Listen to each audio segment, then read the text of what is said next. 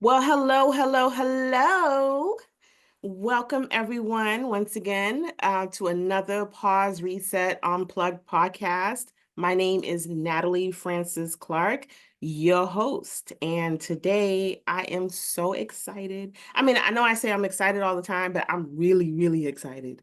Um, my guest today is none other than Kia Prescott Bandoh. Now, before we even get into it, I'm going to read you her bio. Um, and here it goes. Kia Prescott Bandoh is a nationally certified physician assistant specializing in surgical gynecology oncology at Dana-Farber Cancer Institute or Brigham and Women's Hospital in Boston, Mass. She completed her Bachelor of Science degree in biology at American International College in Springfield, Massachusetts, and then earned her Master of Science in Physician Assistant Studies at Eastern Virginia Medical School in Norfolk, Virginia. She is certified by the National Commission for Certification of Physician Assistants. She is an adjunct professor at Mass General Institute of Health Professions in the Physician Assistant Department. Kia Prescott Bandoh is a first-generational Trinidadian American. She's a Trini American. First-generation college graduate, born and raised in Roxbury, Massachusetts.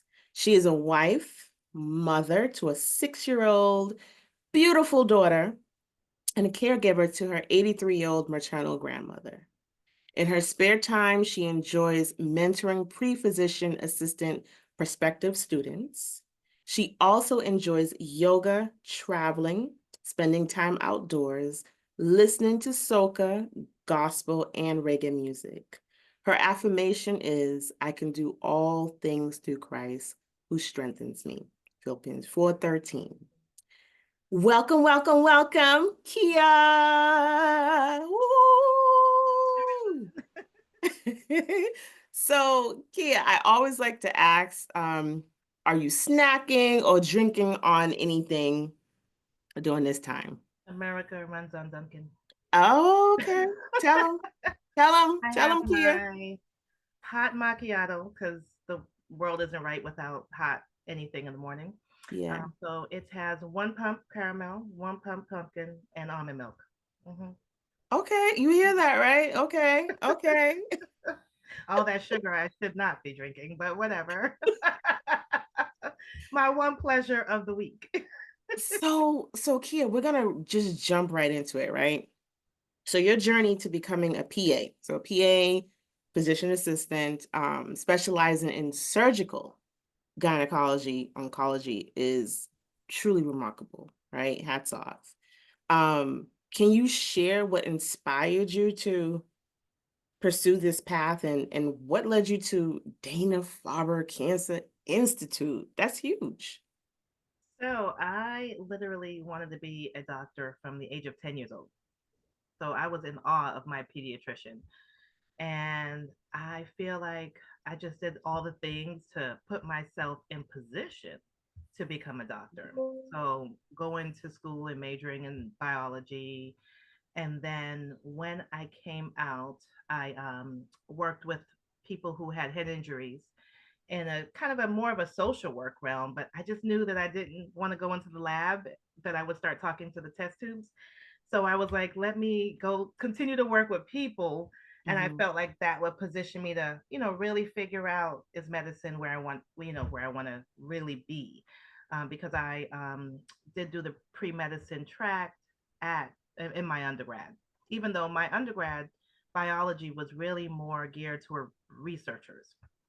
So I worked a couple of years in that arena. I got my EMT license and I was like, okay, I'm going to go be an EMT for a little while so I can get clinical experience. Because Mm. one, if you don't put yourself in front of, doctors, you're not going to really get the knowledge that you really need to know. Like, do you really want to make this commitment to go to medical school?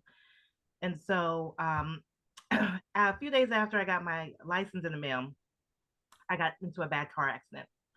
And so that meant that I was not going to be able to pick up anybody down many flights of stairs in three deckers, 3 stories of Boston units. So I had to pivot. And so I ended up getting a job at Dana Farber as a medical assistant in the women's cancer program. So at that time, I was more in the breast group. Hmm. So I worked with them for a while. I transitioned over to the gynecology group, surgical group. And with them, I was doing tons of procedures with them and everything. And being that they knew I wanted to go into medicine, they were teaching me like they were teaching the residents. Mm. Once they knew I had a degree and I was really serious about what my next steps were, they mentored me in essence. Well, I knew I would want to do in the OBGYN world, more GYN than OB. But I said, looking at the women's lives, their lives were sucking. Like, and this was universal in all the groups. And I know I was in a certain niche of a place working at Dana Farber where I feel like the doctors are really on like 24 hours a day, it feels like. And I still knew though, your life is not your own. Mm. And I was like, while I know I love taking care of people, like I love my family and friends, and not being able to spend time with my family and friends because I'm taking care of other people, I was like, ooh, is this my dream anymore? You Mm. know? And so I had to get therapy because I thought I was giving up on my dream. And so I was like distraught when I came to the realization, like, I don't know if I want to go into medicine. Now I had done other things prior. I had prepared myself. I took the MCAT. Like I did the things to try to get me to where I needed to be. I had taken whatever courses I felt like I still needed. But I was like, I don't know if I want to go to medical school anymore. And just through talking with the therapist, made me realize that it just wasn't my dream anymore, but I still needed to figure out what my dream was going to be. So lucky, there was a Harvard Library bookstore right across the street from the job. And I went in there and I looked at all the books and I tried to figure out kind of what role I should be in. And PA at that time, because now I'm a 17-year PA, at that time was so new. I mean, so new, especially in the North, Hmm. as compared to the South. The South, it started in North Carolina at Duke. So there Okay. was tons of PAs down South. Um, and so I talked to my nurse practitioner colleagues who there really was a hospital full of nurse practitioners, which we are similar, but our training is different. So nurse practitioners need to become a nurse first, and then they can get their NP license, where PA train under the medical model, and under the MD model, I should say. And when we're done, we're done. We don't need to do anything else. We take our boards and we're practicing medicine. And so I talked with the two PAs that was at the Dana Farber at that time, and just talking to them was like this aha moment came over me, and like my vision became clear. And I swear to you, like just going through looking up the PA profession and really realizing like, oh, this really fits me because I still would be able to operate or do things. I'm a very hands-on person. I like using my fingers. And so I needed to continue to be, doing that. Um, and so applied to PA schools. I applied to 11 and I got into one. I had Wow. one interview and I got into one. And when I got that interview, I will tell you, I cried because I actually forgot I interviewed at the school. It was a rolling admission school, and I didn't know when they would get back to me. And when I got that interview, I was drawing blood on the side. It was one of my many jobs. Like I had 4 jobs, man. Like really. I had many jobs at the time. And my grandmother called me. A certified letter came from Eastern Virginia Medical School. I couldn't draw blood no more. My hands were shaking because I knew in that moment my life was going to change. Hmm. I knew that once they met me, Hmm. that I was in. I was like, there was no Hmm. way. The Lord Hmm. didn't put me on this road for Hmm. me to. have a setback. And so interview, got in. I did 2.5 years in Virginia. Loved it. Met some beautiful people. Um, have gotten to do a medical mission in Africa through meeting those people. And then now have been working 17 years in the same role, which I'm like a unicorn because that's not normal. Most of my colleagues are on their fifth and sixth job at this point. Um, Forget the same one. I have one colleague in the same field in Gynecology Oncology, and that's refreshing because we went to school together and we meet up at conferences, and that's really nice because we have that historical um, Mm-hmm. Mm-hmm. same dying feeling when we was in school. so um it has been a really rewarding career. I take care of I would say everything, the belly and down. So I don't do any breast oncology, just cervical, cervical, uterine, vaginal, and ovary and vulvar cancer. Yeah, I just want to share with the audience, because I'm very transparent with the whole endometriosis type stuff. Man, I would be texting Kia. This is rough, But yeah, I commend you because it's hard, especially now. But that's a whole Yeah. nother topic. But as a first generation college graduate, right, and then also being Trinidadian American, how has your cultural background influence or has it even influenced your approach to your patient care and Well, so being that Dana Farber is kind of it's a world-renowned institute, mhm, and we do get a good handful of patients that have low socioeconomic and or not.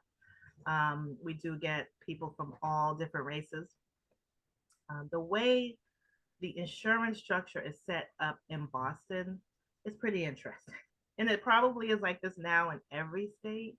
mhm, But certain patients can, based on their insurance, can have a visit with us, but they may not be able to have their care with us.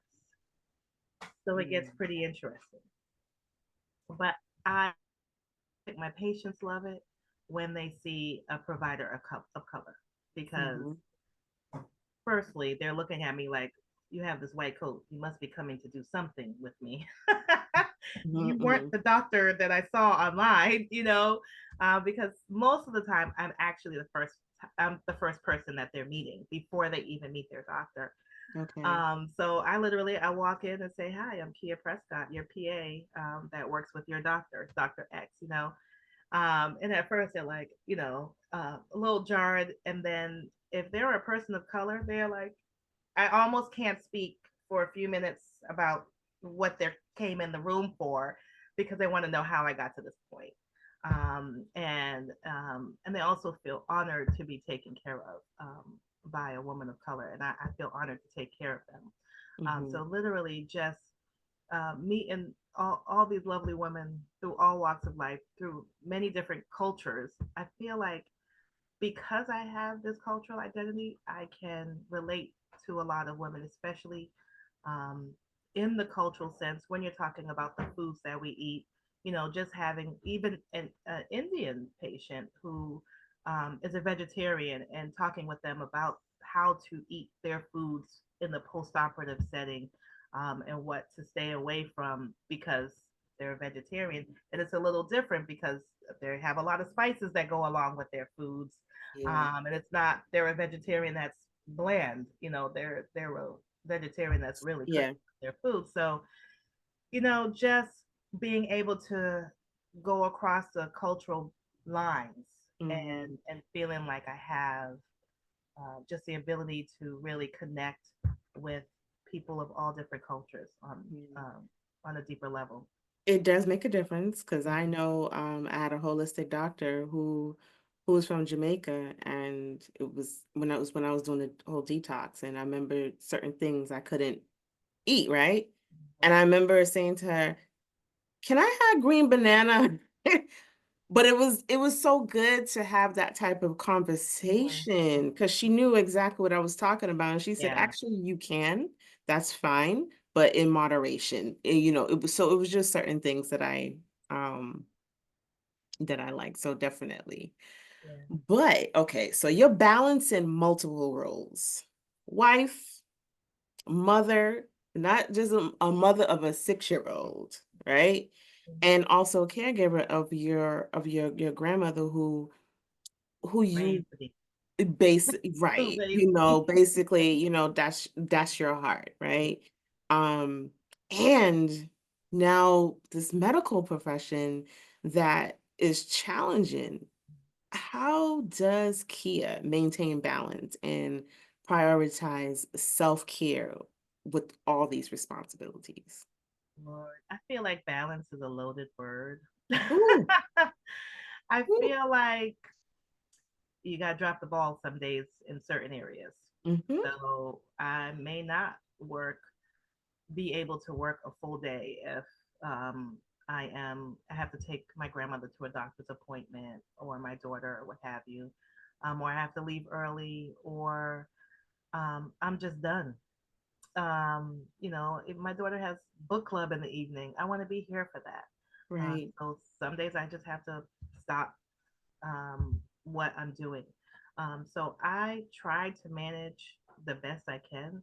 I do Mhm, a lot of really socializing with my friends. They keep me grounded. They keep me grounded. So I try to make sure I'm connecting with somebody else mhm, outside of this household. mhm, But then feeling that tug, like I should be with my daughter.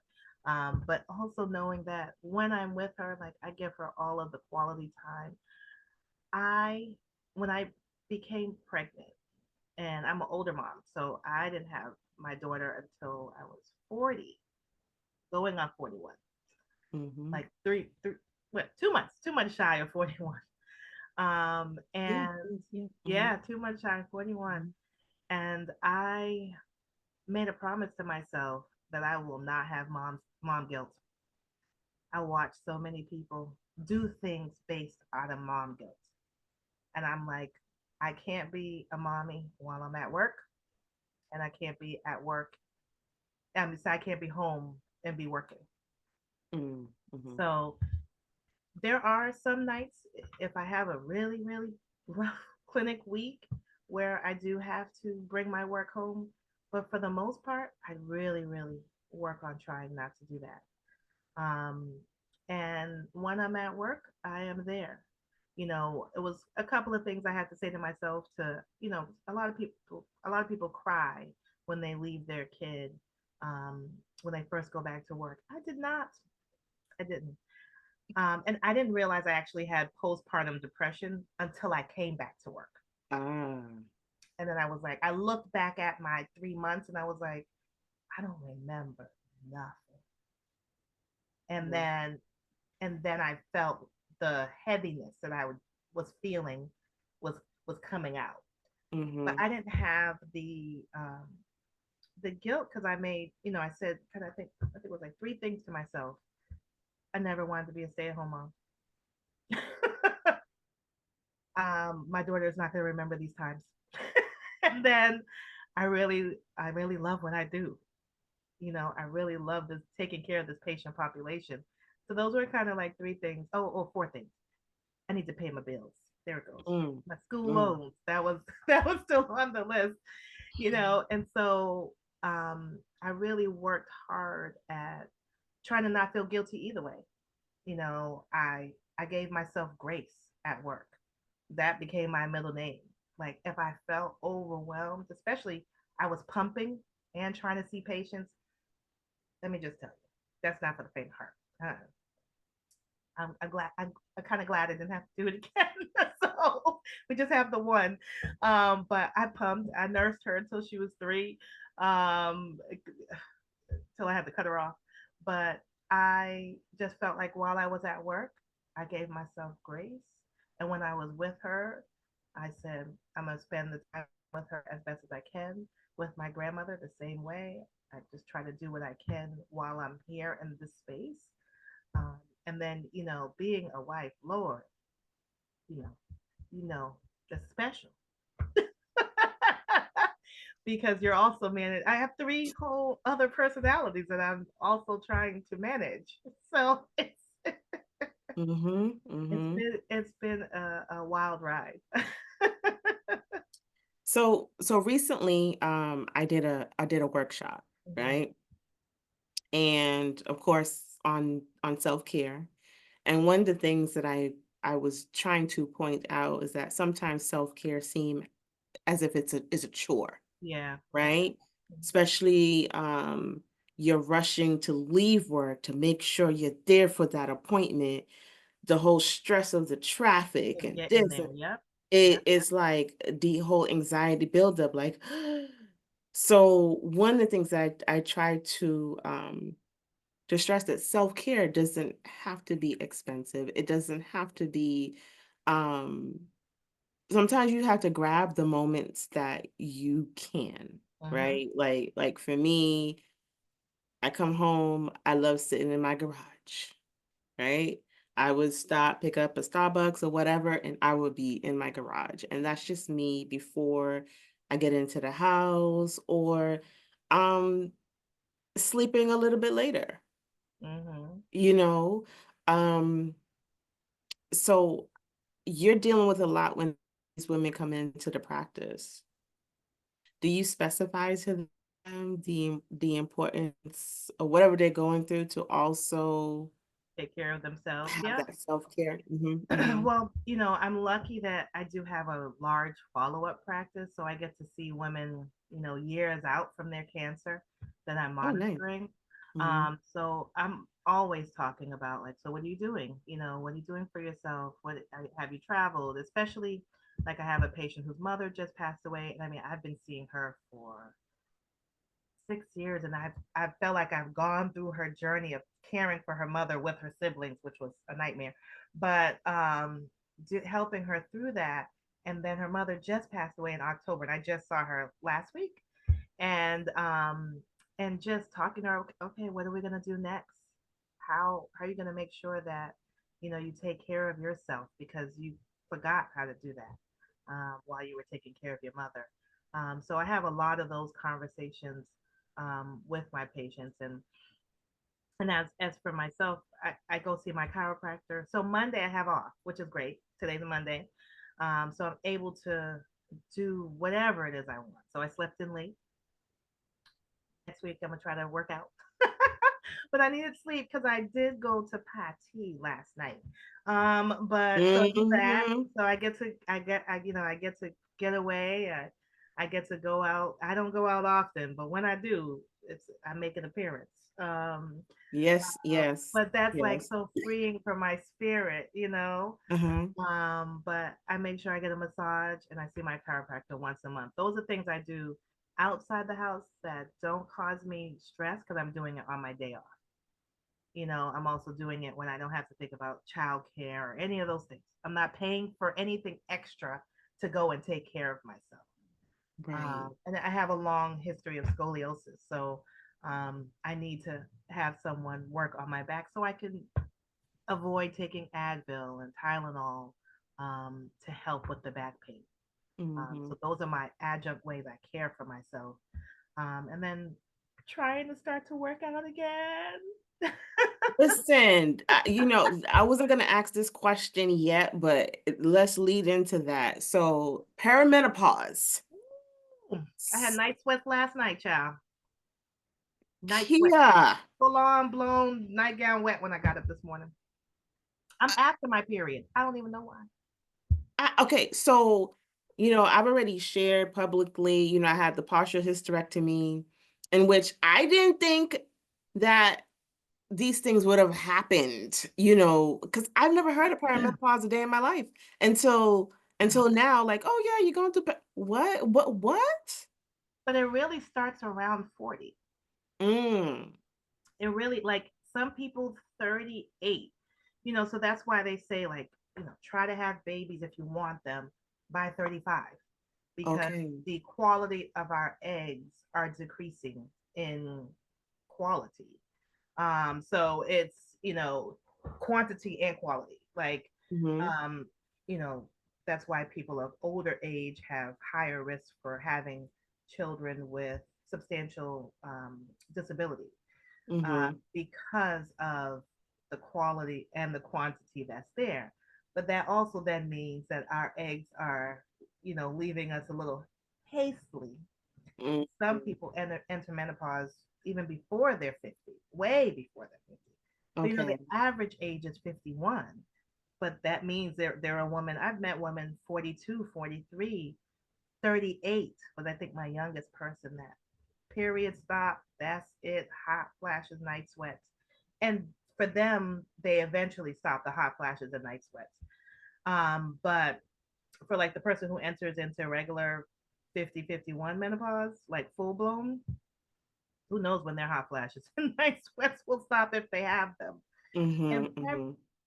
for a long time. And I'm really glad, like entering it myself, I'm glad that the discussion is being had Oh more. my goodness. Like, Because you can't, now that we're talking about it, our Instagram is going to pick up and some doctor's going to flash on our screen, or some health guru or somebody is going to flash on our screen talking about perimenopause, because literally it is a heavy, big conversation. and People no one are and no really one shocked. spoke about it. Mm-hmm. Growing up, what you heard about menopause, the cold the hot flashes. Yeah. Hot That's flashes and night sweats. yeah. Nobody And even maybe, talk about vaginal dryness. it may be like a mood swing or something like that, Yeah. but Yeah. that the vaginal dryness, and then also I know for me, you know, I I've always had a little bit of weight, whatever, growing up, but when I did my detox, and then after that, it was years of Yeah. me being, like a weight that I was comfortable with. And then when the hysterectomy happened, and then all of a sudden I'm like, what is going on with me? And all of a sudden I'm craving this. I'm like, what is all this? What is all this? So I'm so glad that these conversations are now happening. I Yeah. wish I knew about it before to kind of, well, I don't know if I could have ever been prepared, but at least to have some type of awareness. I think we're preparing ourselves now, being in it, Yes. having Yes. conversations with each other. I think that's about all the preparation we got, is Yeah. actually being in it, because it's so different for everyone. Yeah. Mhm. Everyone. It's Mhm. funny. I watched someone on Instagram. She was funny. She did a whole perimenopausal symptom thing. And I mean, I didn't know that itchy ears was part of it. Oh my gosh, I could scratch my earlobes off. And sometimes, like itchy ears, or like the joint pain that you're like, out of nowhere. Out of Yes. nowhere, I'm getting this like piriformis joint pain. Just Yes. weird, like I can't even look right, and then I'm gonna be hurting. Yeah. So just kind of weird body pain. I remember my mom, she didn't go into menopause until 60 is when her symptoms began. So I Mm. know mine's are gonna begin at 50, because I'm like 10 years before her for everything. So so she actually had palpitations. I have another friend, also very bad. I mean, she's both of them have gotten the $1 million heart attack workup, and it's menopausal symptoms. I have patients I've Mhm. met that also talk about their palpitations that came on at menopause.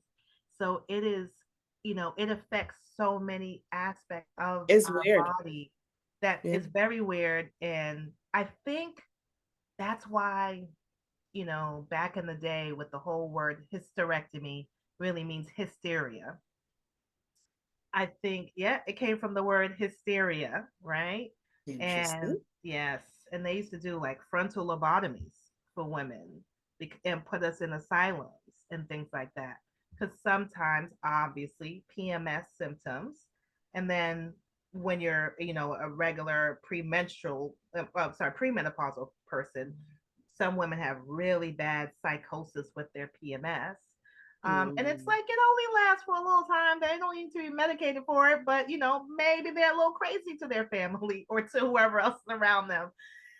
And then you have the postmenopausal woman who is going through this up and down of their hormones doing this at any time. It's no longer cyclical fashion. It is just all through their period if they have one still, and then Mm-hmm. the one, to get to the next one. Like it's really just doing a whole bunch of crazy ranges in hormonal, distribution that people became more crazy. I mean, you hear it. You. I think we heard about that when we were growing up. That when you go into menopause, you're gonna be a witch. You're gonna hate your family, like that type of thing. I feel like I heard about that before I knew what real menopause symptoms were. Like before I Right. became a clinician, and I'm like, Right. oh, I mean, I have a friend's mother whose grandmother, I guess you could say, went did have a true became schizophrenic in menopause. And so What? because of that, her mother slapped on an estrogen patch right when she got to menopause. You lie. I kid you not, because she was like, that's not gonna be me. That was her thing. That's not gonna be me. She was like, and she did that prevented because I spent so much time with them growing up. I would see her undressed, right? So I saw this shiny patch on her body. I'm like, what's that? And this is, I mean, we were under 17 when I would spend time with them. So I was like, what is that? She was like, oh, I'm not going crazy. And just from me having that knowledge of that at such a young age, once again, that's what I had in my brain of like, when you go into menopause, you're going crazy. Mm. Wow. All right, so let's switch gears. So mentorship, it has been a big part of your life. Yeah. I mean, you didn't put it there, but you were a big sister and um but now what motivates you to continue your mentorship with the pre-physician assistant students? Like and what advice do you give them as they're navigating through their Everything. journey? Yeah. Mhm. I mean, I've had two students back to back weeks recently. And I believe in giving back. So I didn't have anyone to mentor me specifically. I feel like I was just mentored by the group, right? Mhm. Um, but I don't think I knew I needed that. Because I felt like everything was God led, regardless if I had a specific person kind of walking me through the Mhm. the way. I feel like I just all my movements were God led, like getting into school and even undergrad and even working 5 years before going to school. Like everything I did, and I didn't have a specific person to be my mentor. So now where PAs need to have someone to shadow before they go to even apply to PA school, I have the Mhm. opportunity to, I have patients whose children want to become a PA and they've become my student, my pre PA student. Or just someone who's like, I see Dana Farber has a shadow kind of program and they find it by chance. And because it's not necessarily kind of open to the public. And I happily take students. I love it. I feel like if I don't do it, like there's just not enough people who do, who they feel like students are a bother during their clinic day. Mhm. It does slow my clinic day down. Like I'm not going to get to do the notes at the end of the day, but I'm going to make Mhm. sure I take good notes while I'm doing it so that I don't have to worry about remembering too much. But I know I'm not going to because I'm sitting there. I try to do it on a day where I have time to talk to them, talk about their family makeup, their school life, just trying to figure out where they are in their journey, but really just talking to them about it's their journey, Mhm. and not looking at their friend who's already finished school, starting their family, getting married, doing those things that they may not be doing yet because they put some of that on pause, which is what a lot of PA students kind of have to do is you put your life on pause because you have no idea where you're going to be. It's very Mm. competitive to get into PA school. And so, and I do mentor NP people who want to become NP as well. But I mentor more PA students, When you say MP, nurse practitioner. okay. I do mentor them as well. But more of my students are want to go to PA school. Okay. Um, it's just it's letting them know they're running their own race. That is the biggest message. Oh my God, I have medical assistants who are now, are applying right now. One's got an interview, two interviews, but I've had to like coach her through this. So she's my direct mentee that I have to see every day because she's my medical assistant. But I'm like coaching her through, like, it's gonna come. All you need is one, like it's Mm-hmm. coming. And now, like now she's believing. And I'm like, and you may get this interview and may not get in. And that'll Mm-hmm. be okay. But knowing that you do have the qualifications to Right. get it. And you may need to try again. And that's gotta be okay. If that's what Mhm. you really, really want. So I see you're a mentor. Do you have do you have a mentor yourself? Because you're pouring all this into Mhm. others, and I'm hoping that you have someone pouring that into Well, you as well still. I would say that I have like a lot of my friends are from varying ages. Okay. So I Mm-hmm. have girlfriends that are in their 60s, like two of them. But one specifically, I could talk to her a lot about life and things like that, and be able to kind of lean in on her. Okay. So as far as like an older PA person, no. But I have like good girlfriends that are PAs that we have lunch and stuff like that. We commiserate together. Okay. Okay. But Okay. being an older, because I'm a 17-year PA, like I don't even meet PAs that have been PAs for as long as I've been a PA. So um it so that's been hard in a sense, but I feel like more of my mentor comes from my friendships, my mentors. Mm-hmm. I Mm-hmm. I do have people that I can lean on that have more wisdom than I do. Mhm, mhm, mhm, mhm. And also it's just good to have someone to trust Yeah, to talk to as well. yeah, So yeah. now I know faith plays a significant role in your life, with just your affirmation, Philippines 4:13, Hmm. and I know prayer is a constant, um, for you. Before I get out of bed, before I go to sleep, Mm-hmm, all throughout the day. mm-hmm. Like it's literally, I feel like I'm praying all day long. Yeah, I was yeah. like, I really probably should have been a Muslim because I would have at least have been forced to get down to my knees every, 5 times a day. But I feel like if I didn't have faith, oh, I don't know where I'd be.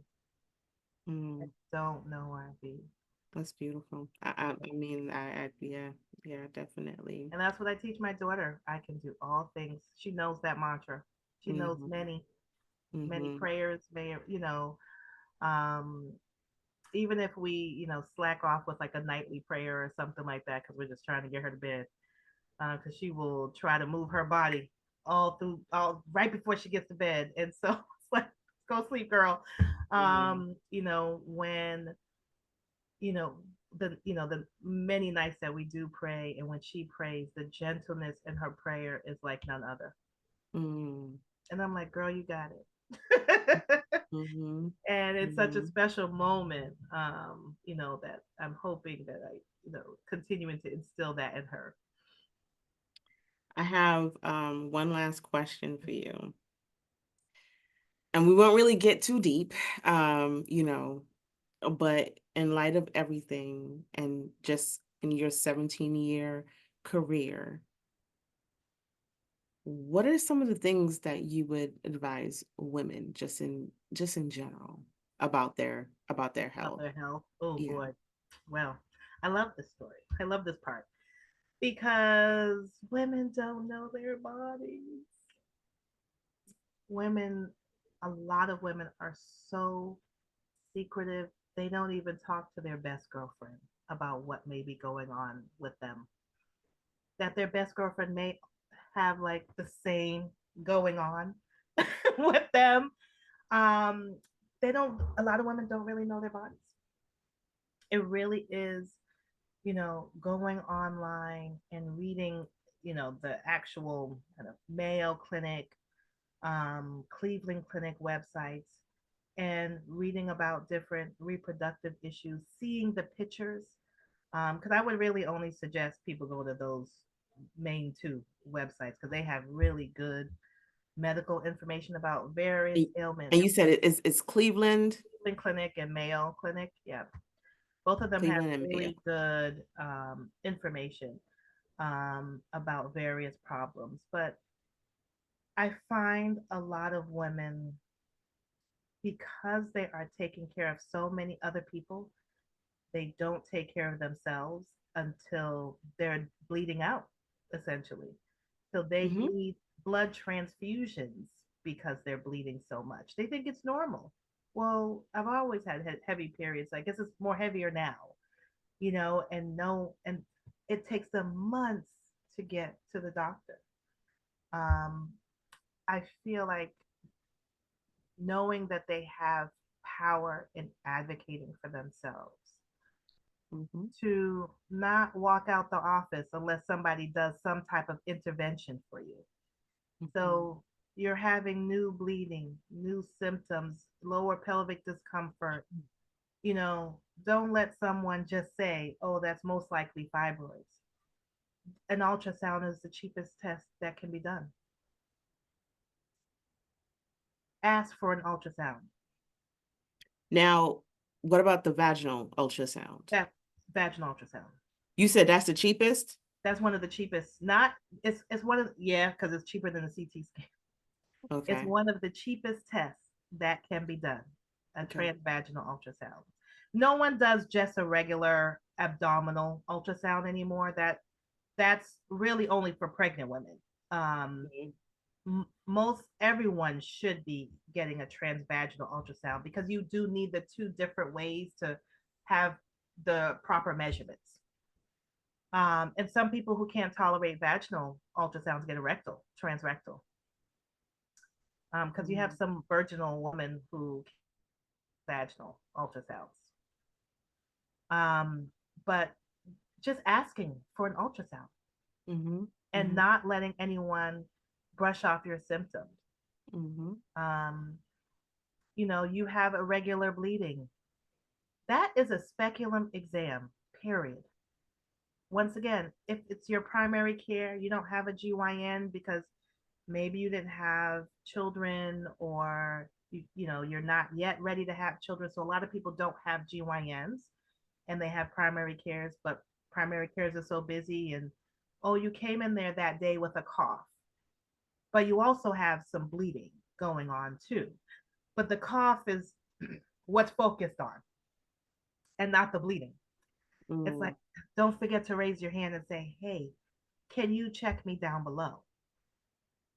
A speculum exam, making sure you're up to date with your pap smears. You do not fall behind on that. Mhm. If you're having irregular bleeding and that primary care is not the right person to be doing further testing, once again, an ultrasound, getting a uterine biopsy that's in the office. It's uncomfortable, but it can get you an answer. Is Mhm. this normal, or is something more sinister going on? Mhm. Actually, especially, if anybody's watching this who's like postmenopausal and they're no longer having any pelvic exams, any one episode of blood when you wiped, get someone to examine you. Mhm. Pay attention to your symptoms. You can really chalk up, especially for like ovarian cancer symptoms. There's no, it's a hidden disease. Right. A lot of people present with bloating, mild abdominal discomfort. When it gets to kind of like stage 3, stage 4 level, they've been feeling that way for months. But what happens is they went to their doctor for bloating, Mhm. right? Mhm. And their doctor says, oh, well, it's probably your GI tract, like do these laxatives, do this, take fiber, take Metamucil. And no one does the simple test, the ultrasound. if that woman still has ovaries and or uterus and cervix left, where they could have found that ovarian mass earlier had they just done an ultrasound. No one's asking for a CT scan.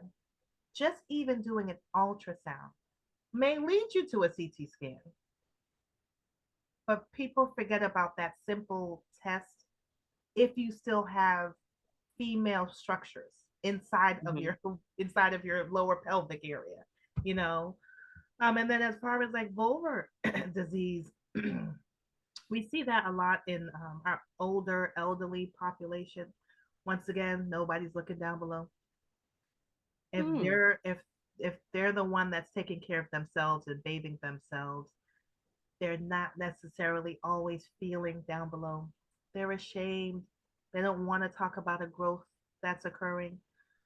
And I find that, you know, being that it's like the United States, uh, it's the it's the organization. I know the acronym, but it's the organization that kind of tells everyone what testing should be done at what age, whether it's vaccines or PSA for men for their prostate screening, or our cholesterol test. There's a whole chart for adults on what Mhm. you should be having based on your age. So after 60, women don't need pelvic exams. Well, we're this is my population as well with vulvar Wow. cancer and ovarian cancer. It's like, okay, they don't need a pelvic exam. Ask them, do you have anything going on down below? At least once a year. If you're not going to do it at every visit, right? Because what happens is people have heart disease and high blood pressure and diabetes, and they're going every 3 months to their doctors. They're managing that, but they're never ever being asked, do you have anything going on down below? Any bleeding, any itching, any. Just those two questions alone will allow us to find uterine cancers earlier, Hmm. will allow us to find vulvar cancers earlier. We get people with vulvar masses that are this big. What? You can't imagine that this is sitting in between somebody's legs, but it is. That's a lot of our elderly in nursing homes and elderly who really don't have good connections with their families if they're living by themselves. Hmm. They don't talk about it. Maybe their daughter, son lives away and they just call and they're wincing on the other end of that phone, but they don't talk about it. They say everything's good, honey, right? Hmm. And so, I saw an 83-year-old with a large mass this big. We can't do anything. We cannot cut that out. It's too big. That she's going to get Wow. radiation and she's going to struggle for the remainder of her life. And it's a tough disease to deal with. And these things can be caught early, but no one asks the question. So it's really woman acknowledging that the the uterus, the cervix, the tubes, the ovary, the vulva are all still part of your body that need to be asked about or you need to question your doctor about, even if they're just worried about your high blood pressure and your cholesterol and all of the other things. That's still a part of you, even if you're not using those parts any longer. Hmm. Wow. Well, Kia, let me tell you, I've learned some stuff today. You hear about ovarian, but I never hear about vulva. Yep, no one does. So that One. is something new to me, especially to hear your population. That's alarming to me. Yep. You know what I mean? So I am hoping that the audience today has picked up some great information. Mm-hmm. And we need to talk about these things more. Yes. I don't, I'm at that point. I don't care. Yep. It doesn't matter. It could be two females, 100 men. Yes. Yes, I did my hysterectomy. Yes, I had endometrial because people need to talk about People need these to talk things. about it. Mm-hmm. Our bodies are not taboo, but talking about it. you can help someone in the long run. Yeah. So No, for on that note, yes. Kia Prescott Bandoh, I want to thank you so much. I'm so proud of you. You know, I tell people all the time, I don't need to look up to the celebrities on TV because I have some dope friends, you know, dope women around me. And I just love what you're doing. I And love you, girl. I love you I am too. I am so proud of you for, just sharing, various women with other people because, different women are doing different things and we just need to continue to share so that people can get information in various ways, you Yeah. know. Um, and so I'm glad that you're doing this as well. I'm so proud of you. And, We and love let, each other, y'all. We love each other. I mean, let me tell you, but the pause brunch, when's the next date for the next one? March 29th. March Keep that 29th. on my So, radar. Woo, because that spring break week, that almost took me out that that time. yeah, March So I think 29th. So more details to come about that. I'm looking forward to the next brunch. I'm gonna try to make it come all the way from Boston for my people. Well, once again, Kia, thank you Thank you. so much. And like I said, you know, Kia gave us some great insight. She recommended what medical sites we should be looking at. That's Mayo and Cleveland. Yeah, Cleveland. Yeah, both of them have really good general information. Okay. All right. So you hear it, and please talk. Our bodies are not taboo. There's Hmm. nothing about us that's taboo. We just need to open up our mouths and just share. It can definitely help someone. Hmm. All right. So once again, Kia, thank you. Thank And you. and if you are out there and you're interested in being on Pause Reset Unplugged podcast, please, you can always link with me at pauseresetbrunch@gmail.com. You can shoot me a message 781-308-2952. So once again, I want to thank Kia Prescott Bandoh. And have an awesome day, everyone. And whatever you do, protect your peace. Oh, yeah.